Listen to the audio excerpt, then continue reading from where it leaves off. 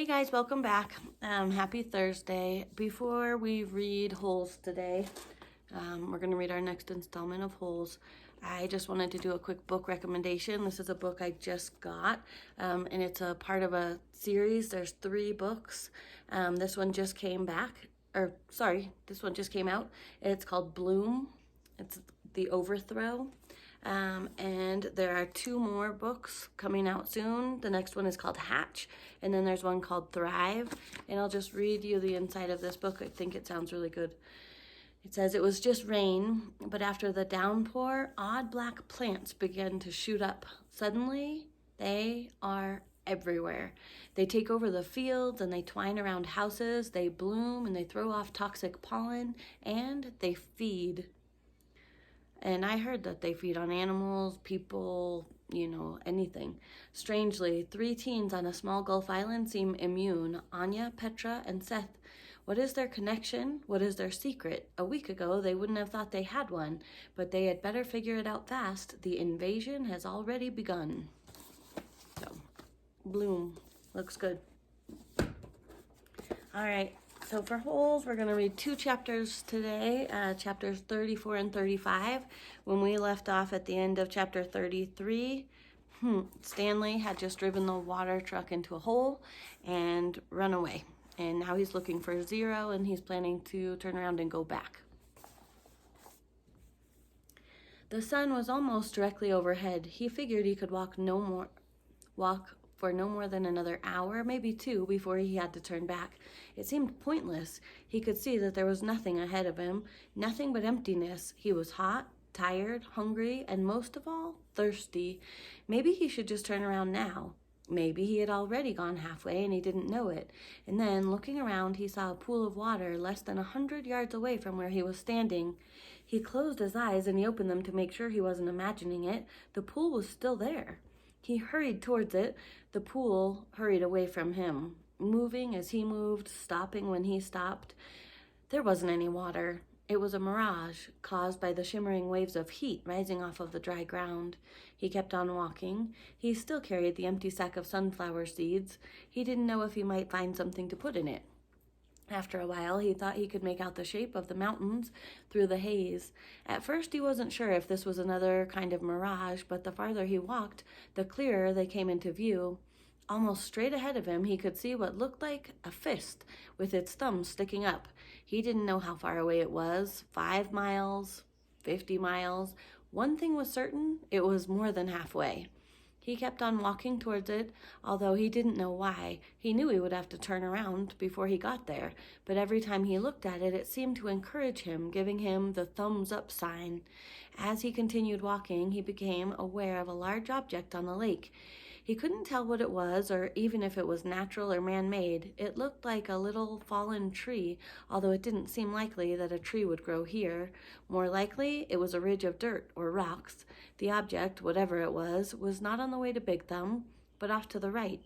He tried to decide whether to go to it or continue towards Big Thumb, or maybe just turn around. There was no point in heading towards Big Thumb, he decided. He would never make it. For all he knew, it was like chasing the moon, but he could make it to the mysterious object. He changed directions. He doubted it was anything, but the fact that there was something in the middle of all of this nothing made it hard for him to pass up.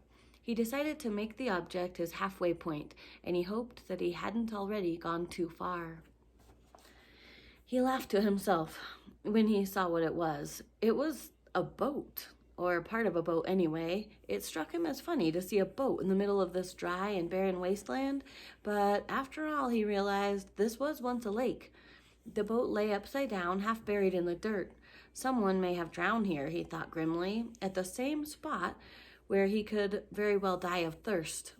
The name on the boat had been painted on the back. The upside-down red letters were peeled and faded, but Stanley could still read the name: Mary Lou. On one side of the boat, there was a pile of dirt, and then a tunnel leading down below the boat. The tunnel looked big enough for a good-sized animal to crawl through. He heard a noise. Something stirred under the boat. It was coming out. "Hey!" Stanley shouted, hoping to scare it back inside. His mouth was very dry. It was hard to shout very loudly. "Hey," the thing answered weakly, and then a dark hand and an orange sleeve reached up and out of the tunnel. All right, we're on to chapter 35. Zero's face looked like a jack-o'-lantern that had been left out too many days past Halloween, half rotten with sunken eyes and a drooping smile. "Is that water?" he asked. His voice was really weak and raspy. His lips were so pale that they were almost white, and his tongue seemed to flop around uselessly in his mouth as he spoke, as if it were getting in the way. "It's empty," said Stanley. He stared at Zero, not quite believing that he was real.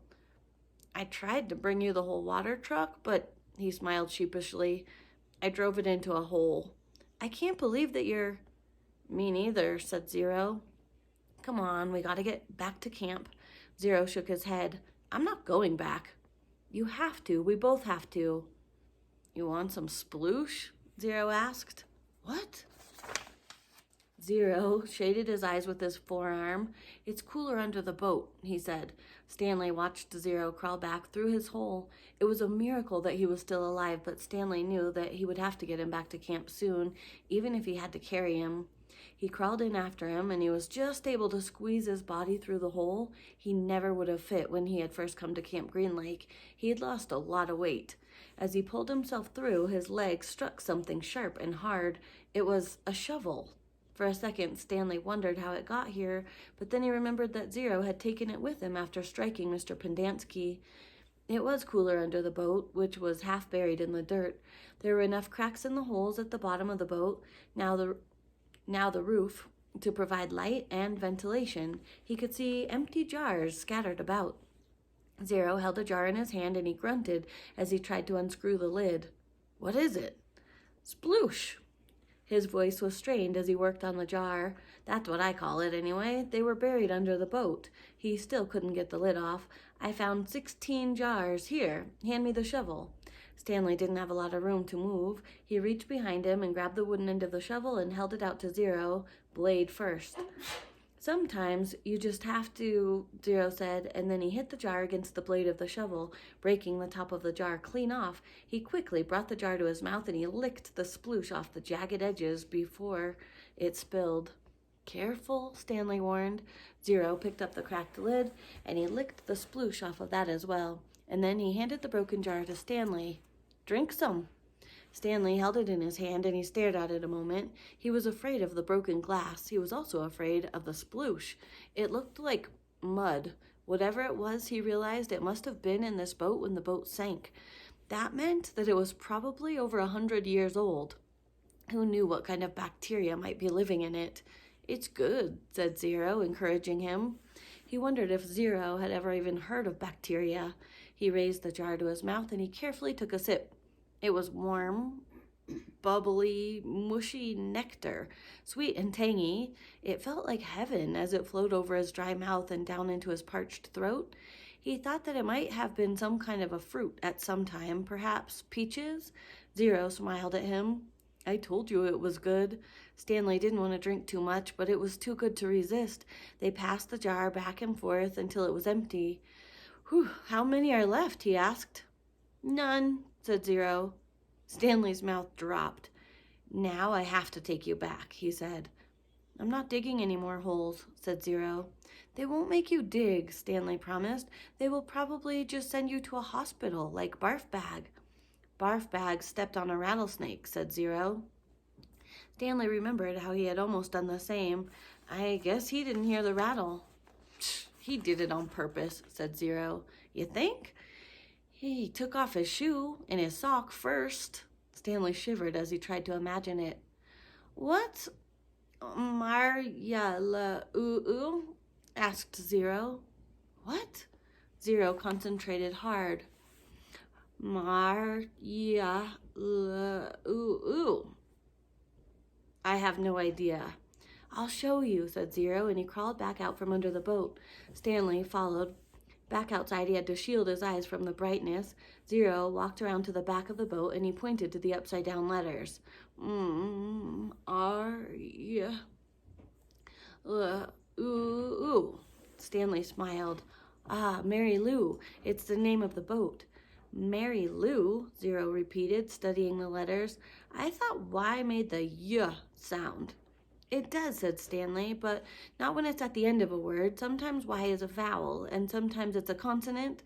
Zero groaned. Suddenly, he grabbed his stomach and he bent over. Are you all right? Zero dropped to the ground and he lay on his side with his knees pulled up to his chest. He continued to groan. Stanley watched helplessly. He wondered if it was the sploosh. He crawled back towards Camp Green Lake. At least he thought it was in the direction of Camp Green Lake. He wasn't entirely sure. Zero stopped moaning. His body slowly unbent. I'm taking you back, said Stanley. Zero managed to sit up. He took several deep breaths. Look, I got a plan so you won't get in trouble, Stanley assured him. Remember when I found the gold tube? Remember I gave it to X-Ray and the warden went crazy, making us dig where she thought X-Ray found it? Well, I think if I tell the warden where I really found it, I think she'll let us off. I'm not going back, said Zero. You've got nowhere else to go, said Stanley. Zero said nothing. You'll die out here, said Stanley. Then I'd die out here. Stanley didn't know what to do. He had come to rescue Zero, and instead he drank the last of his sploosh. He looked off into the distance. I want you to look at something. I just want you to look at the mountain up there. See the one that has something sticking out of the top of it? Yeah, I think. What does it look like to you? Does it look like anything?